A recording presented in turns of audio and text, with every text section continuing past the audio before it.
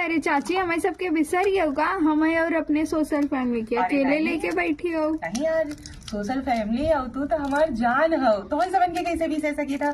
सो दोस्तों, आवाज अजा तोहरा समझ के स्वागत बा है यार। और इतना सारा नाश्ता लेके काहे बैठी हो चाची? आज हमें भैया तो समझ के बताई दी, हमरे यहाँ का हमारे पूर्णवासी का जो मेला पड़ा था ना, वो मेला है।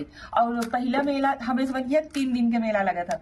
पहला मेला पड़ गया मंगलवार के दिन, और मंगलवार के दिन मम्मी मेला देखे लड़किन के जाए ले दे लड़किन के एक खातिर मम्मी खुश करे दे इन्हीं सबन के का किया गवा जाना तू का? बुद्धू बनावा गवा जैया तू सबे नाराज मत हो जा। और लड़कियन का मनो नहीं जाए लो। देखा या ऐसे लड़कियन बैठा है तो यही खातिर घरे नाश्ता मंगवाए दी कि लड़कियन घरे नाश्ता कर रही तो खुश रही।